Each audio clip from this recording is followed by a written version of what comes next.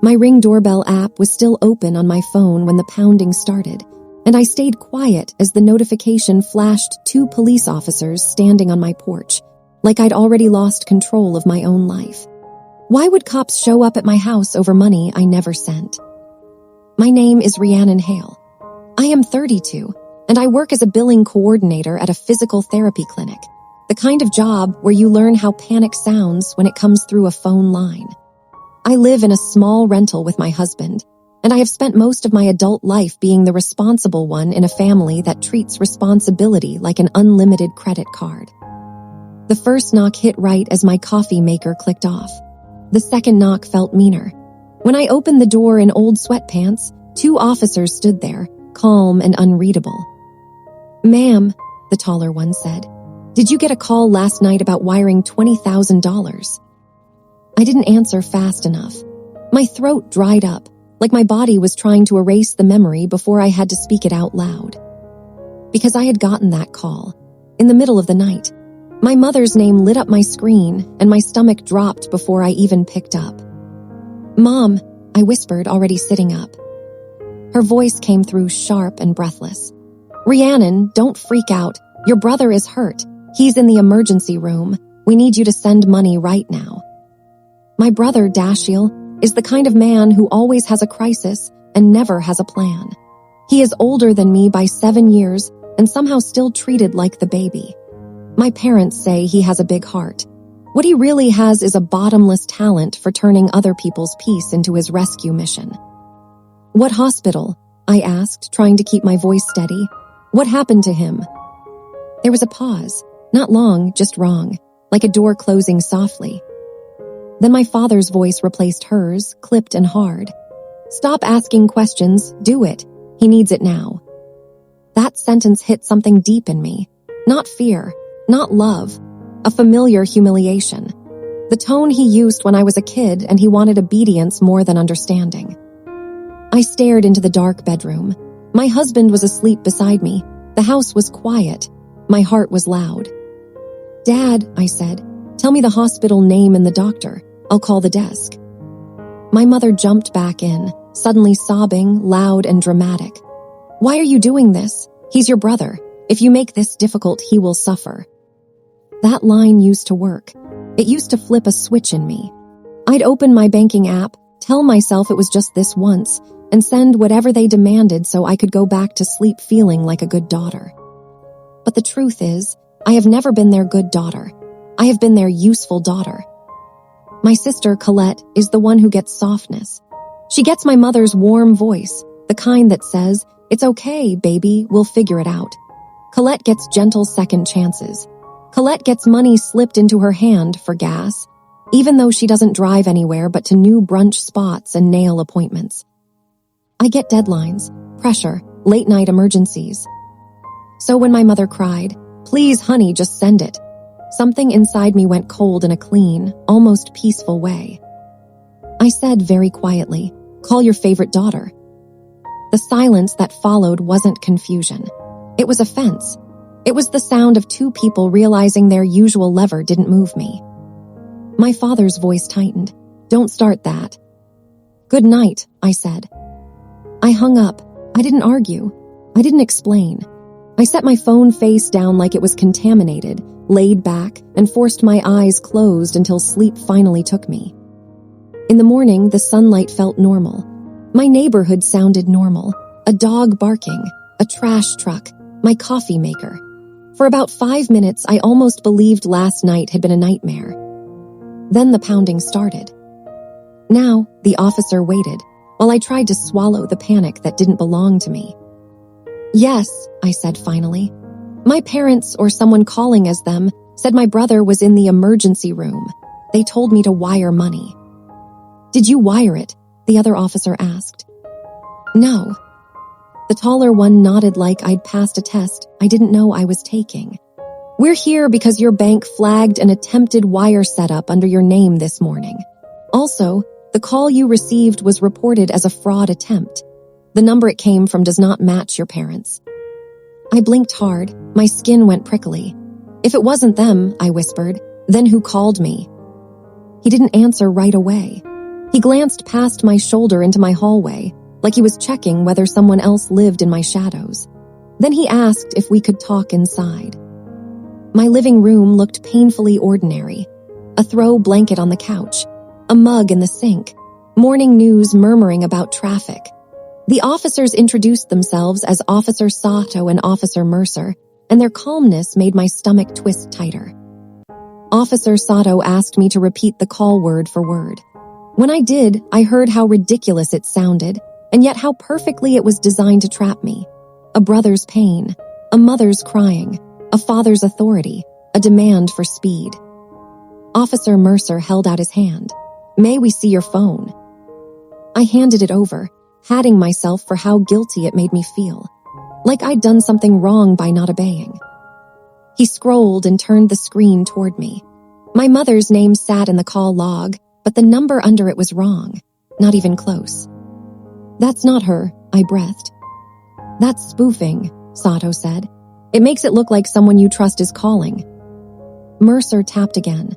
"And there's a text message right after the call. You didn't see it." My chest tightened. I shook my head. I had dropped my phone face down like I was trying to bury the whole thing. He read the message out loud. It was short, aggressive, and full of the same pressure. "Wire it now, don't waste time, he is suffering." Then account details, then a name. My mouth opened, but no sound came out. Sato's voice stayed gentle.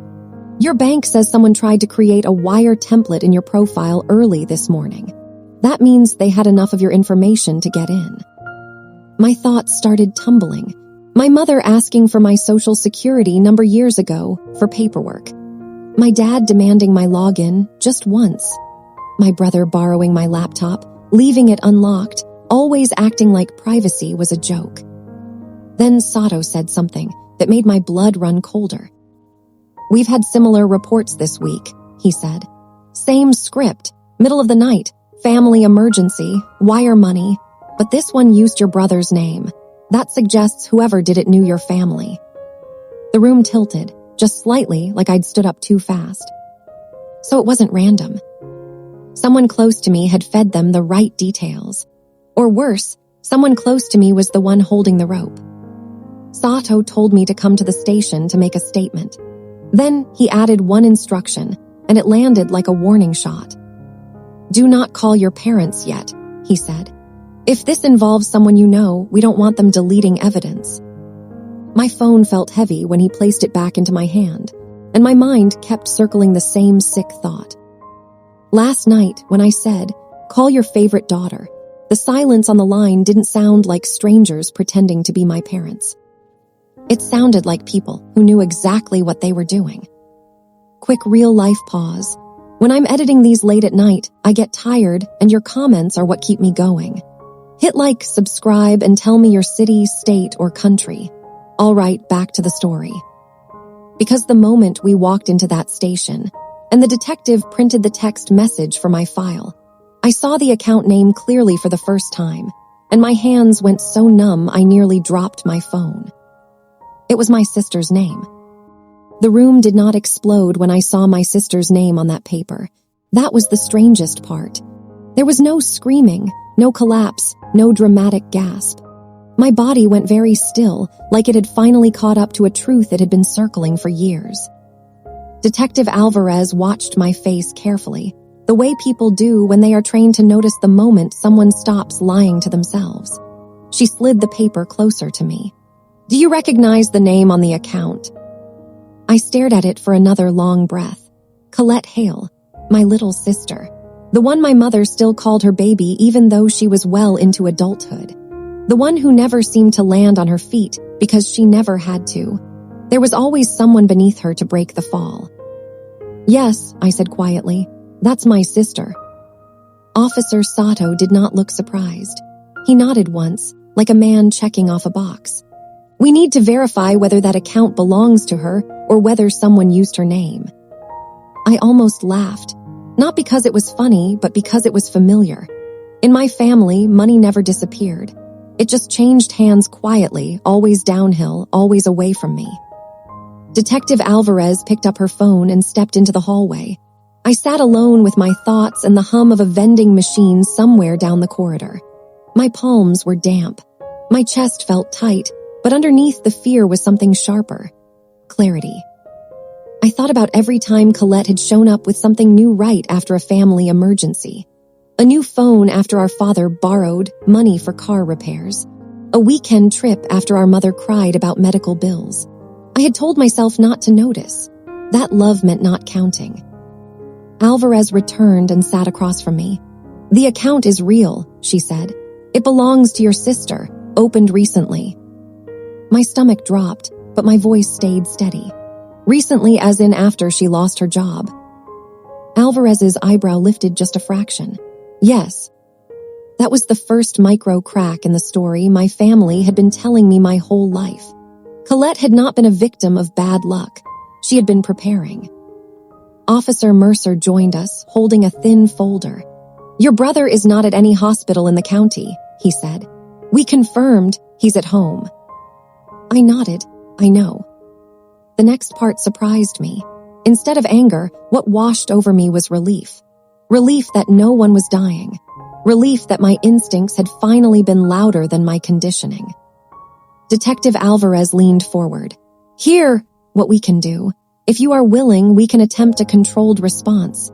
You reply to the message as if you are cooperating.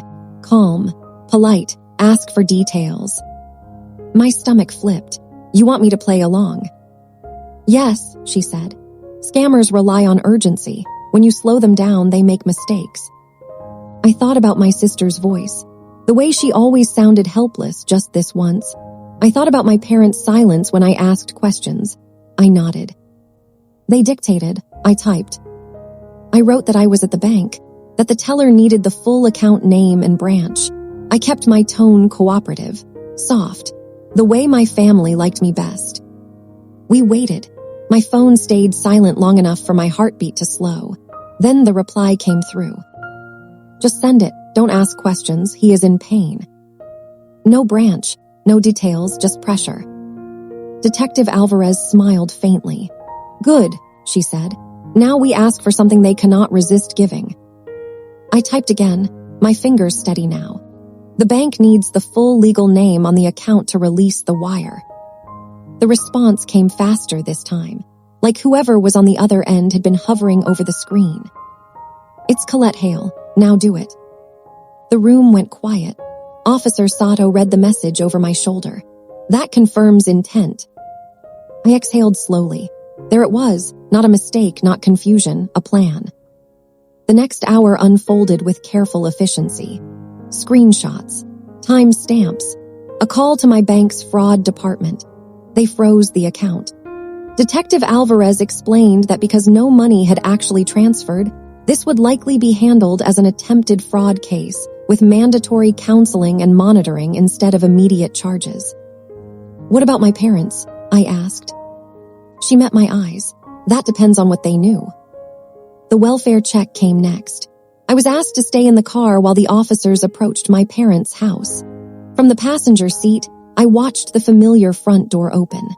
My mother stepped out, already wearing her worried face. My brother appeared behind her, perfectly healthy, holding a mug. Then Colette. She hovered in the hallway, half hidden, like she had always done when consequences approached. Officer Mercer came back to the car. "Your brother is fine," he said. "Your parents claim they knew nothing about the account." I nodded again. "They will." Inside the house, the air felt thick. Detective Alvarez laid out the facts calmly. The attempted wire, the spoofed call, the account in Colette's name. My mother cried immediately, loud, performative. "We were desperate," she said. "No," I replied, my voice even. "You were manipulative." That word landed harder than shouting. It sucked the air out of the room. My father looked at the floor. "We thought you'd help," he muttered. "I used to," I said. "That's why you tried." Colette finally spoke. "I didn't think it would go this far." "That's the problem," I said. "You never do." The resolution was not dramatic. It was procedural. Diversion agreements, frozen accounts, required counseling, boundaries written down instead of promised. On the drive home, I did not cry. I changed my passwords. I set up alerts. I wrote a single sentence in my notes app and stared at it until it felt real. I am done being the emergency fund for people who create emergencies. The quiet after everything was heavier than the chaos. That surprised me. I expected relief to feel light, but instead it felt dense, like my chest had finally stopped vibrating after years of noise. For the first few days, my phone stayed silent. No late-night calls, no trembling voicemails, no emergencies manufactured out of thin air. My mother sent one text that simply said, "Are you okay?" I did not answer. Not because I was punishing her, but because I was listening to myself for the first time. I went back to work and discovered how strange it felt to focus on something that did not involve saving anyone. I processed insurance claims. I answered patient questions. I drank my coffee while it was still hot. My coworkers noticed the change before I did. "You seem calmer," one of them said during lunch. I smiled, but it felt unfamiliar. Calm had never been my role. At home, my husband watched me carefully, like someone who had lived beside a storm and was learning the shape of clear skis. One night, while we folded laundry, he asked, "Do you miss them?" I thought about it longer than he expected. "I miss who I thought they were," I said finally, "not who they chose to be." The counseling session came a week later. Neutral office, soft lighting, a therapist who spoke in slow, measured sentences.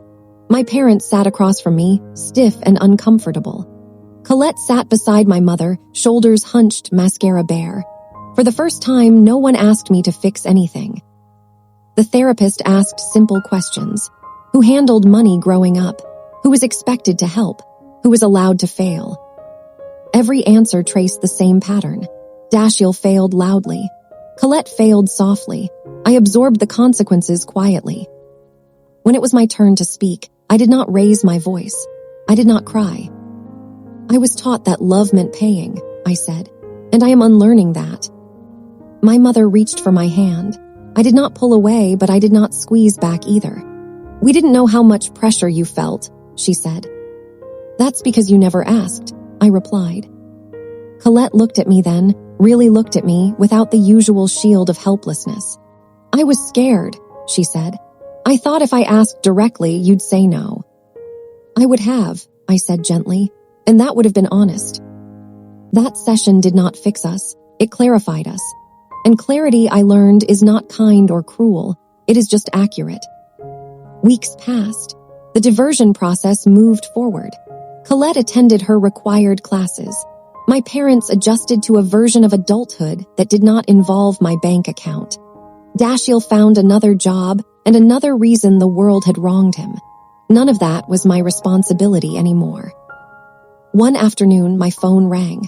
My mother's name lit the screen. This time I answered. "We have a situation," she began, the old urgency already creeping in.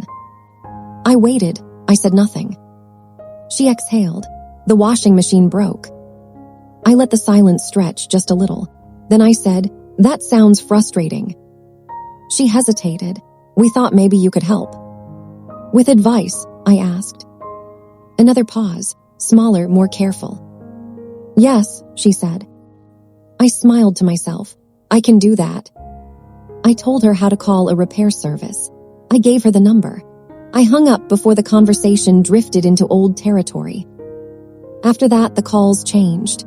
They were shorter, quieter, more honest.